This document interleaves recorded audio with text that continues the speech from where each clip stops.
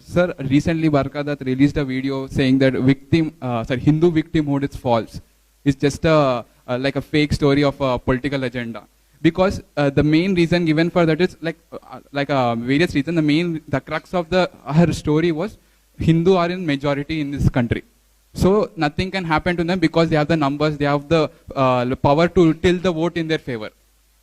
And also anyone who tries to argue against it is also branded as Savarna, entitled Brahmin, and other such things. Like the same thing was applied in USA, and look what we got now. We got Trump. The reactionary element to the social justice warrior is nothing but Trump. The white supremacist, any other reactionary elements. And also, this system is propagated by ecosystem in academia. Because anything you do, because not everyone can have such profound nuances. So my question is how to overcome this, sir?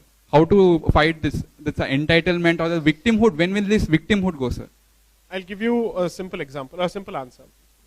1 minute, sir. Extension of this question. Okay, in this constitution, I am Raghu from Prajna Bharati, by the way.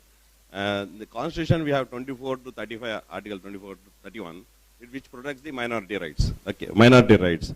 But we do not have anything like majority rights. It only says, the constitution only says that they can anyway influence the franchisee, so they don't need to have a separate majority rights. So are we fighting the constitution? Are we fighting the state?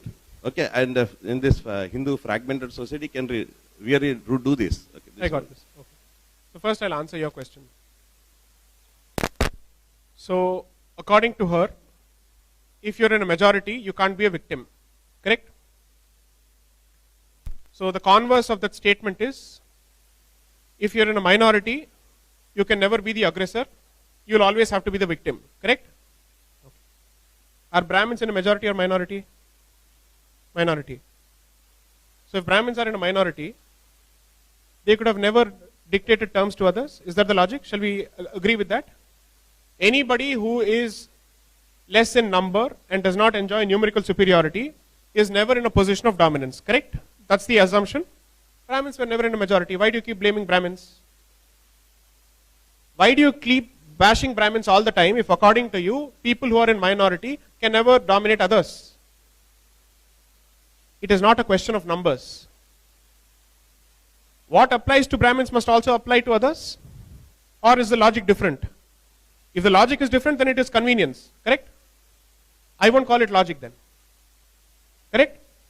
What was the number of Britishers when they left this country? Any guess? There were barely a few lakhs. What was the population of this country when those people left this country? 30 crores. Correct? Even today, Britain does not have that kind of population. We are very good at breeding. Right? Nobody has been able to beat us so far. It's not 1.25 billion as Modi ji says. From Sawa crore, we have now gone to 1.4 billion in fact.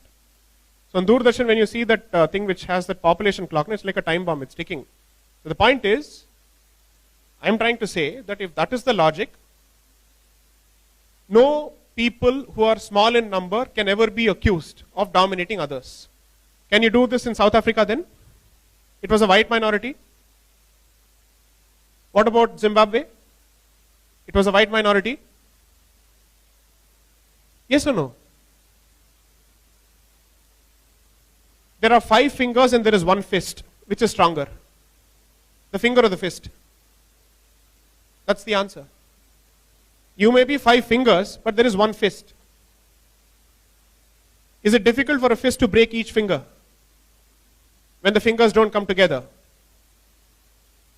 Is it a fair contest between a finger and a fist or a fist versus fist? That's the logic. Why do you even bring up that lady? She's irrelevant. Forget her. She's lost her relevance. She's lost her relevance. Here's her claim to fame. She has blood of soldiers on her hands, both during Kargil and 26/11. She's the last person who should speak about the country. It is her articles which form the basis of the Sabarimala petition. You ask her what is the nature of the basis of the tradition, she won't know anything. Don't bring her. She is an ignorant person who has a certain agenda. As simple as that. You should know who you can argue with and who you can convince.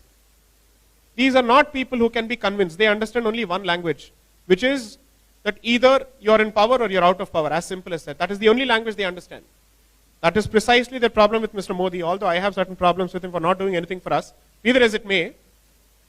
These people, so here's the thing, if there is a fence sitter who is asking a genuine question, who is not able to make up his mind, it makes sense to try and place your position before that person. But nobody can convince me today, I can't convince anyone who has already formed his opinions. So, I don't think you should think of persuading her or convincing her. You should only find ways of countering her, or people like her, or the ideology she represents. Individuals at the end of the day will come and go. What you should go after is the broad ideology which is at the heart of the problem. As long as you fixate on individuals, you'll obsess with them and you lose sight of the actual issue.